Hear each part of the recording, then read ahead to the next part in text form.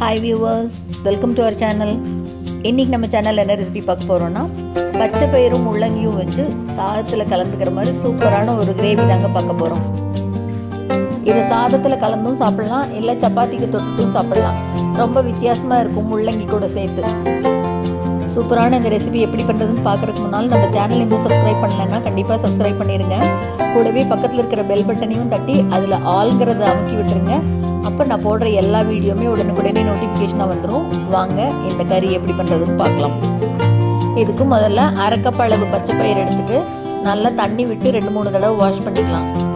Wash பண்ணிவிட்டு இப்போ இதை சுடு தண்ணி விட்டு 1 மணி நேரத்துக்கு நல்லா ஊற வைக்கிறேன். இது அப்படியே ஊறிட்டு இருக்கட்டும்.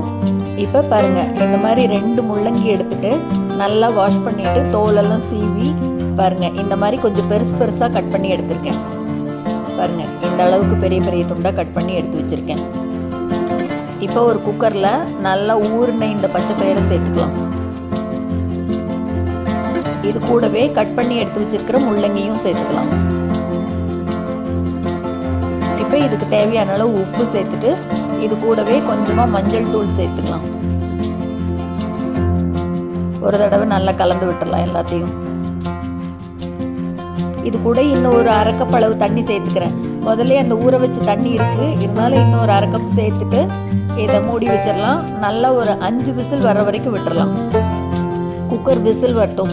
அதுக்குள்ளே ஒரு மிக்ஸி ஜாரில் 2 பச்சை மிளகாய் சேர்த்துட்டு கூடவே ஒரு சின்ன துண்டு இஞ்சியும் சேர்த்து தண்ணி எதுவும் சேர்த்தாமல் சும்மா ஒரே ஒரு தடவை இந்த மாதிரி ஓட்டி எடுத்துக்கலாம். இப்போ குக்கர் ஆறுனதுக்கப்புறமா திறந்து பார்க்கலாம். பருப்பு நல்லா வெந்துருச்சு பாருங்க, இந்த அளவு வெந்திருக்கணும். இப்போ ஒரு பேனில் 1 டேபிள் ஸ்பூன் அளவுக்கு நெய் சேர்த்துக்கலாம். நெய்யில் தாளிச்சோம்னா நல்லாயிருக்கும். நெய் நல்லா உருகி வந்த உடனே கடுகு சேர்த்துட்டு கூடவே அரை டீஸ்பூன் அளவு சீரகம் சேர்த்துக்கலாம். இப்போ இது கூட 2 காஞ்ச மிளகாய் கிள்ளி சேர்த்துட்டு ஒரு கொத்து கருவேப்பிலை எல்லாத்தையும் சேர்த்துட்டு கொஞ்சமாக பெருங்காயத்தூளும் சேர்த்துக்கலாம்.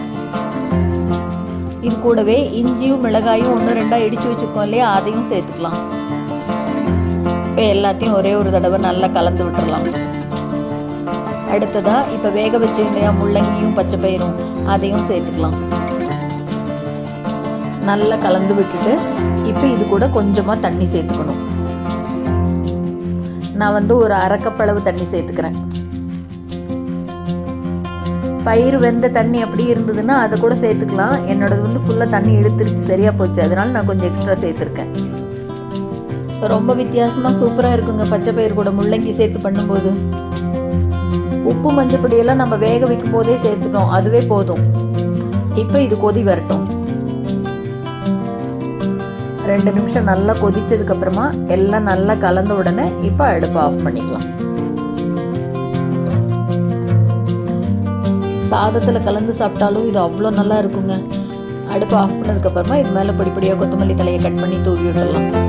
அவ்வளோதாங்க, அருமையான பச்சை பயிறு முள்ளங்கி கறி ரெடி ஆயிடுச்சு. சூப்பரான இந்த ரெசிபி உங்களுக்கு பிடிச்சிருந்ததுன்னா லைக் பண்ணுங்கள், ஷேர் பண்ணுங்கள், கமெண்ட் பண்ணுங்கள். மறக்காமல் நம்ம சேனலை சப்ஸ்கிரைப் பண்ணுங்கள். கூடவே பக்கத்தில் இருக்கிற பெல் பட்டனையும் தட்டி விடுங்க. ஸோ நான் போடுற வீடியோ எதுவுமே மிஸ் பண்ணாமல் பார்க்கலாம். தேங்க்ஸ் ஃபார் வாட்சிங்.